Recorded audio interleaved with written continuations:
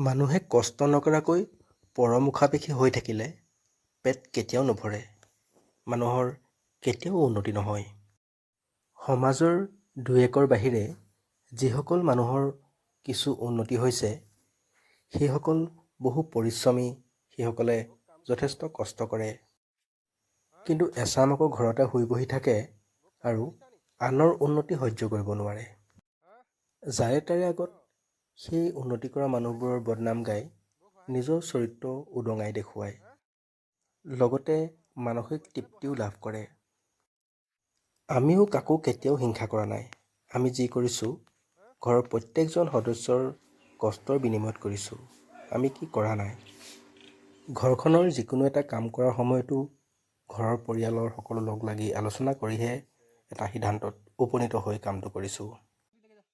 পৰাপক্ষত কাৰোবাক সহায় কৰিবলৈ চেষ্টা কৰিছোঁ, বিপদলৈ কেতিয়াও ঠেলি দিয়া নাই আৰু তাৰ কোনো বিনিময় বিচৰা নাই। শূন্যৰ পৰাহে আৰম্ভ কৰিবলগীয়া হৈছিলে, সেয়ে যিমানখিনি কৰিব লাগিছিলে সিমানখিনি আমি কৰিব পৰা নাই। এক কথাত ক'বলৈ গ'লে হাৰ্ডৱৰ্ক কৰিবলৈ বেছিকৈ শিকিলোঁ, স্মাৰ্ট ৱৰ্ক কৰিবলৈ নিশিকিলোঁ। কিন্তু এটাই বিশ্বাস ৰাখিছোঁ, আজি যি নাই সেয়া কালিলৈ আমাৰো হ'ব, আৰু সেইমতে আমি নিজৰ কৰণীয়খিনি কৰি গৈ আছোঁ।